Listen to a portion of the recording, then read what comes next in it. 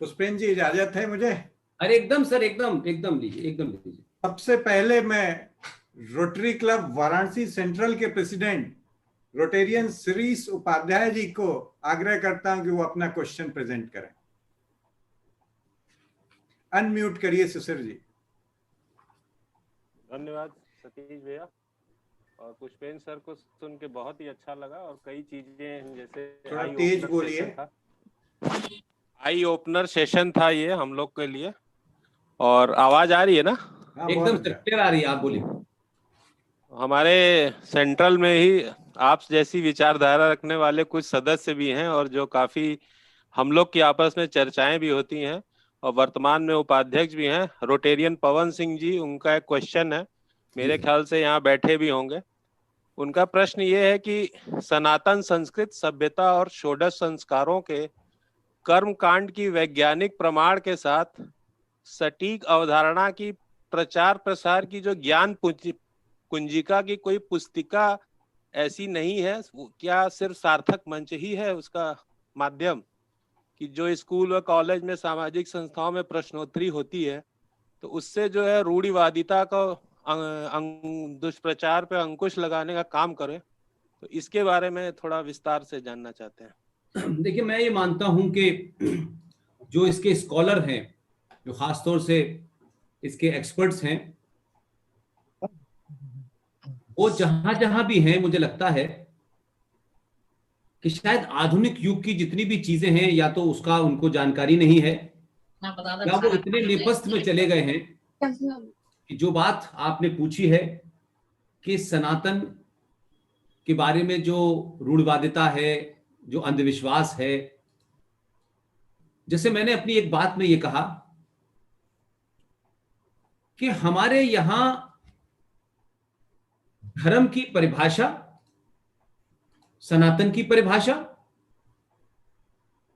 को एक वर्ग ने अपनी सुविधा के लिए डिफाइन कर दी, और मैंने कहा कि उसमें तत्कालिक फायदा तो हुआ, लेकिन एक लार्जर नुकसान हुआ। जैसे एक छोटी सी बात है, देखिए, मैंने पहले कहा कि मैं कोई सनातन का प्रख्यात पंडित नहीं हूं। मैं आज की जनरेशन को जितनी बात मैं समझाना चाहता हूं उतनी कन्वे करने में मैं समझता हूं कि मैं समर्थ हूं।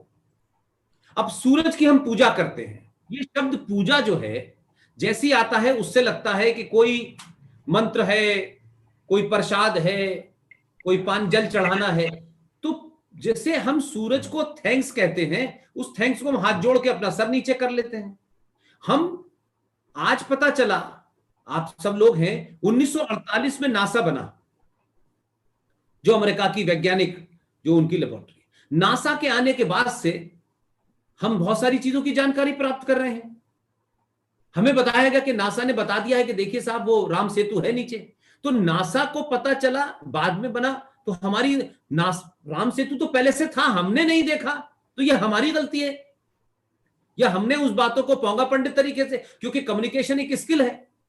तो आज के दौर में जो कम्युनिकेशन है, अगर हम उस बात को समझाएं तो कैसे समझाएं? अब उन लोगों ने जिन कहानियों में समझाया होगा वो उससे पूजा पद्धति से ज्यादा लगता होगा, वो रूढ़िवादी ज्यादा लगता होगा, उन्होंने साइंस नहीं समझी होगी। आप आज भी इस देश में किसी चलते फिरते आदमी से पूछिए कि पीपल की पूजा क्यों करते हो भाई? पीपल देवता। तो पीपल की पूजा हम करते हैं, हमारे ऋषि मुनियों ने हजारों हजारों साल पहले पर्यावरण को ध्यान में रख के कहा कि पीपल एकमात्र ऐसा पेड़ है जो 24 घंटे ऑक्सीजन देता है, और बगैर ऑक्सीजन, उन्होंने ऑक्सीजन शब्द इस्तेमाल नहीं किया होगा, उन्होंने कुछ और इस्तेमाल किया होगा, कुछ और तरह से बात बताई होगी, लेकिन पर्पस तो उसका यही था कि भाई उसकी पूजा करो। पूजा का मतलब क्या है कि आपकी आस्था से जोड़ दिया उन्होंने, कि आप पूजा करने जाएंगे, एक लोटा पानी चढ़ाएंगे, उस पीपल को पानी मिल जाएगा। और उसमें एक और तर्क जोड़ा गया, जिस तर्क की हम कम बात करते हैं, पीपल के नीचे जाकर के पेशाब करना मना है। तो उन्होंने क्या कहा, उनके पीछे पर्पस था, उन्होंने कहा कि पीपल के ऊपर ऐसी आत्माएं रहती है कि जो पेशाब करता है उसको हानि हो जाए, डराने के लिए, क्योंकि वहां अगर जाके आप पेशाब करेंगे तो उसके केमिकल से वो खोखला हो जाएगा, खराब हो जाएगा। और पूजा करेंगे तो आप उस पर पानी चढ़ाएंगे तो उसको पानी मिलेगा और वो 24 घंटे ऑक्सीजन देगा। तो सूरज हमें एनर्जी देता है, बगैर सूरज के एनर्जी के विटामिन डी मिलती है। तो आज हमको विटामिन डी तो आज पता चला ना सर, वो तो हमारे पूरे जीवन शैली के अंदर था ना। तो मैं ये मानता हूं कि जो बात आप कह रहे हैं इस पे मंथन होना चाहिए। इसीलिए मैंने कहा कि जो बनारस का जो जो रोल होना चाहिए, जो वहां के प्रख्यात पंडित जो हैं, जो इसके जानकार हैं, हमें नई पीढ़ी को कंप्यूटर युग में, मोबाइल युग में, लैपटॉप युग में उन चीजों का जवाब मिल रहा है। आज आप ढूंढिए तो छोटी छोटी चीजों का जवाब मिल जाता है, लेकिन इसका कंपाइलेशन होना चाहिए और जगह जगह इन पे चर्चा होनी चाहिए कि सनातन शुद्ध साइंस है और कुछ है ही नहीं, शुद्ध साइंस है और आप उस साइंस के हिसाब से जीते हैं। लेकिन जाने अनजाने में आपको पता नहीं होता, लेकिन आप जीते हैं। आप सूरज को देख के नमस्ते करते हैं, आज भी करते हैं। तुलसी कोई हिंदुओं का पौधा नहीं है कि तुलसी कोई हिंदू का पौधा है और वो हिंदू पौधा है। तुलसी का पौधा साइंटिफिक है, इसलिए वो बच जाए, वो प्रिजर्व हो जाए। तो प्रिजर्व हम कैसे करते हैं कि जब उसके साथ आस्था जोड़ देते हैं। आज भी देखिए, चाहे बनारस की गलियां हो, चाहे उत्तर प्रदेश की गलियां हो, चाहे दिल्ली की गलियां हो, आपने देखा होगा कि लोग फुटपाथ पे जो दीवार बनी होती है वहां अक्सर पेशाब करते हैं। तो पुलिस नहीं रोक पाती, भारत का कानून नहीं रोक पाता, लेकिन आपकी आस्थाओं का इस्तेमाल करके उस दीवारों पे, जहां टाइल्स पे, वहां लक्ष्मी गणेश की तस्वीरों की टाइल्स लगा दी जाती है। आपने अक्सर देखा होगा। अब अगर 100 साल बाद कोई इस बात को कहे तो लोग कहेंगे कि लोग इतने थे, इनसे नफरत करते थे, इसलिए इन पे पेशाब करते थे। उसका इंटरप्रिटेशन गलत हो जाएगा। लेकिन क्योंकि लोग आस्थाओं से ज्यादा डरते हैं, कानून से नहीं डरते, अपने अंदर के उससे डरते कि नहीं ये गलत है, उस गलत के इस्तेमाल को सरकारें भी करती हैं। तो वहां आप रोक नहीं पाए किसी कानून से, तो आपने उन जगह जहां जहां लोग पेशाब करते थे वहां आपने भगवानों की टाइल्स लगा दी। लेकिन इसका इंटरप्रिटेशन 100 साल बाद कुछ गलत भी हो सकता है। इसी तरीके से बहुत सारी चीजें, नासा नहीं था तो उससे पहले भी सर, गांव के गरीब से गरीब घर में 5 रुपए का वो पंचांग, उसे देख के बता देते थे कि किस दिन सूर्य ग्रहण पड़ेगा और इस सूर्य ग्रहण में ये नहीं करना है। वो साइंस नहीं जानता था, लेकिन उसको ही पता था ये नहीं करना है। वो कम्युनिकेट नहीं कर पाया बेचारा। तो हमारे बुजुर्गों ने उनको जो कम्युनिकेट करना चाहिए था, जिस भाषा में लिखना, वो नहीं कर पाए।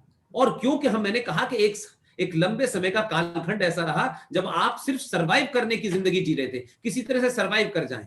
तब आपके सामने ये नहीं था कि आप अपने मूल्यों को समझे, उस साइंस को समझे। तो आपने तुलसी पे जल चढ़ाना, पीपल पे जल चढ़ाना, सूरज को बस इतना ही सीखा, लेकिन ये सब भूल गए कि इसके पीछे की मंशा क्या थी। तो हमने जो उसका मर्म था वो नहीं समझा, रास्ते को पकड़ लिया। आपकी बात बिल्कुल सच है, इस पे काम होना चाहिए, उन लोगों को होना चाहिए जो इस विषय के जानकार हैं। और अब तो धीरे धीरे साइंस की तरह सब चीज प्रूफ हो रही है। ये दुनिया भर में, हमारे देश में जो माता मंदिर बनाए जाते थे, इनको माता मंदिर क्यों कहा जाता था? ये तो आरसीन सिंह साहब ने अपने पूरी रिसर्च में कह दिया। माता मंदिर सिर्फ इसलिए कहा जाता था कि उन माताओं में ये जो चेचक थी उसे माता कहा जाता था। एक जमाने माता निकल आई है, वो पुजारी अपने उस दौर की क्या चीजें थी उससे उसका इलाज कर देता था, इसलिए उन मंदिरों को माता मंदिर कहा जाता था। आज भी तो मैंने बार बार ये कहा कि हम जब राष्ट्र के प्रति चिंतित होंगे तो हमारी खोज, हमारी पढ़ाई उस राष्ट्र, उस सभ्यता, उन सरोकारों, उस इतिहास के प्रति ज्यादा गंभीर होगी। लेकिन आज हम जो पढ़ाई पढ़ रहे हैं उससे आईएएस और पीसीएस बनता है, डीएम और एसएसपी बनता है। और डीएम एसएसपी रिटायर होने से पहले किसी पार्टी के, किसी राजनीतिक दल के, किसी सरकार की चाटुकारिता करके रिटायरमेंट के बाद फिर उनको एक पार्किंग चाहिए, बस इतना ही होता है। वो पढ़ाई एक इंडिविजुअल के लिए है जिसमें उसका भौतिक विकास होता है। लेकिन मैं कह रहा हूं कि अगर इस तरफ आना शुरू करेंगे हम, तो हमारे यहां बताया जाएगा कि हम कौन थे, कैसे थे और क्या होता था उस जमाने, कैसे लोगों की बीमारी ठीक होती थी, कैसे हमारे यहां सिस्टम है। इसीलिए 1835 के अंदर अगर आप जाएं तो मैकाले की जो स्पीच है, जो उसने इंग्लैंड की पार्लियामेंट में दी है, उस मैकाले की स्पीच को पढ़े। उसने कहा कि भारत में कोई भूखा, कोई लावारिस, कोई गरीब नहीं है, क्योंकि वहां जो गुरुकुल का जो सिस्टम है वो किसी को गरीब नहीं रहने देता, किसी को लावारिस नहीं रहने देता। लेकिन मेरे और आपके दौर में क्या हो रहा है कि हम में से 99% लोग ये नहीं जानते कि ये कॉन्वेंट किसे कहते हैं। हम कॉन्वेंट शब्द का मतलब नहीं पता सर। और गली गली में स्कूल खुल रहा है, सरस्वती कॉन्वेंट स्कूल। इंग्लैंड में जो उस जमाने वेस्ट में प्रथा थी, उनके यहां शादी कोई इंस्टीट्यूशन नहीं था। Marriage was not an institution. वो शादी को कोई कंसेप्ट नहीं था। वो ये कहते थे महिला और पुरुष का मिलना एक परम सुख का प्राप्त करना है। इसमें होने वाली संतान उस सुख को खत्म करती है, लिहाजा इसको पैदा नहीं करना है। और अगर कोई पैदा हो जाता था तो उस पैदा हुए बच्चे, क्योंकि परम सुख के आनंद में वो कोई बच्चा अगर पैदा हो गया है, उस बच्चे को ले जाकर के एक बिल्डिंग होती थी उसके बाहर छोड़ के आते थे, और उस बिल्डिंग को ही कॉन्वेंट कहा जाता था, जहां लावारिस, अनाथ, हम उसे कह सकते हैं, उनको ना लावारिस कहते थे वो, ना अनाथ कहते थे। ऐसे बच्चों को वो कॉन्वेंट में रखे जाते थे, सरकार उन्हें पैसा देती थी और सरकार उन्हें पालती थी। ना उनका बाप का पता था ना मां का पता था, उसे कॉन्वेंट कहते थे, जिसे आज हमारी गली गली मोहल्ले मोहल्ले कॉन्वेंट स्कूल बनाया जा रहा है। तो कुछ कुछ चीजें तो इतिहास की हैं, लेकिन जो आपने सनातन पे कही है बात, मैं इस बात के पीछे बार बार ढूंढता हूं लोगों को। मेरी तो इत्तेफाक से ऐसी जगह पढ़ाई हुई है कि जहां मैंने अजान दी है, नमाज पढ़ाई है, कुरान पढ़ा है, कलमा पढ़ा है। मैं तो दिन भर यही करता था, अलीगढ़ मुस्लिम विश्वविद्यालय की मेरी पैदाइश है। लिहाजा आज तो मैं सनातन में बोलता भी तो लोगों को लगता है मैं पता नहीं कैसे बोल रहा हूं, बट मैं उतनी ही बात कहना चाहता हूं जो साइंटिफिकली मुझे पता है। इसलिए 5 रुपए के पंचांग वाले गांव के उस गरीब को पता होता था कि सूर्य ग्रहण किस दिन पड़ने वाला है। आज हमारे यहां नासा बताता है। ये नासा तो कल की चीज है भाई। तो ये खोज उन ऋषि मुनियों को, मठकों को करनी चाहिए, साधु संतों को करनी चाहिए, जो अपना समय राजनीति में टिकट लेने में लगाते हैं। सन्यासी हैं और टिकट लेंगे, कोई गोल्डन बाबा है, कोई कंप्यूटर बाबा है। अरे भाई तुम जब बाबा बने हो तो बाबा का काम करो भैया। बाबा भी रहोगे और पार्लियामेंट में भी जाना, अरे क्यों जा रहे हो भाई? उसको काम किसी और का है। पार्लियामेंट में जाने के लिए शातिर दिमाग, एक दूसरी सोच, कब किसको क्या करना है वो अलग सोच है। लेकिन हमारे यहां हर काम हर आदमी करना चाहता है, तो ये नहीं है। इसलिए काम बटा हुआ है, और उसी काम बटे होने पे हमने उसे जाति में कन्वर्ट कर दिया।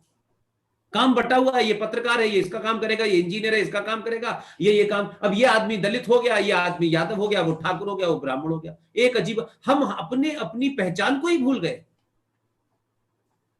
इसलिए आज कंफ्यूज है।